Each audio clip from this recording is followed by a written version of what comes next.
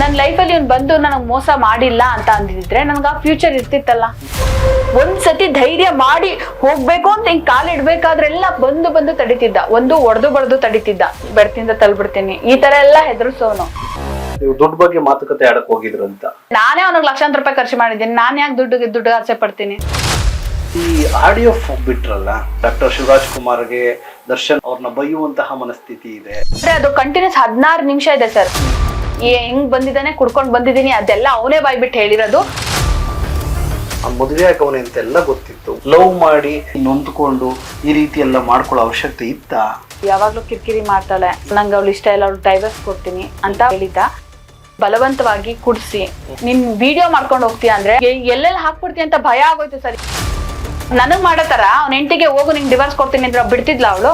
ಬೀದ್ ಚಪ್ಲಿ ತಗೊಂಡು ಹೊಡಿತಿರ್ಲಿಲ್ವಾ? ದುಡ್ಡು ಕೊಟ್ಬಿಟ್ಟು ನೆಗೆಟಿವ್ ಕಮೆಂಟ್ಸ್ ಹಾಕಿಸ್ತೀಯ. ಜನಗಳಿಗೆ ನೀನ್ ಏನು ಅಂತ ನಾನ್ ತೋರ್ಸ್ಬೇಕಾ ಬೇಡ? ಇವತ್ತು ಯಾರಿದ್ದಾರೆ ನಿಮ್ಗೆ ಶಕ್ತಿಯಾಗಿ? ಯಾರು ಇಲ್ಲ ಸರ್, ನಾನು ಒಬ್ಳೆ ಹೋರಾಡ್ತಿರೋದು. ಯಾರು ಶಕ್ತಿ ಇಲ್ಲ ಸರ್. ನಾನು ಕನ್ನಡಿಗರಲ್ಲಿ ಕೇಳೋದು ದಯವಿಟ್ಟು ಸಪೋರ್ಟ್ ಮಾಡಿ ಅಂತ ಕೇಳ್ಕೊತೀನಿ ಅಷ್ಟೇ. ನಮ್ಮ ವಿಜಯವಾಹಿನಿ ನ್ಯೂಸ್ ಚಾನೆಲ್ನಲ್ಲಿ ಪ್ರಮೋಷನ್, ಜಾಹೀರಾತು, ಅಡ್ವರ್ಟೈಸ್ಮೆಂಟ್ ನೀಡಲು ಸಂಪರ್ಕಿಸಿ 9535808456.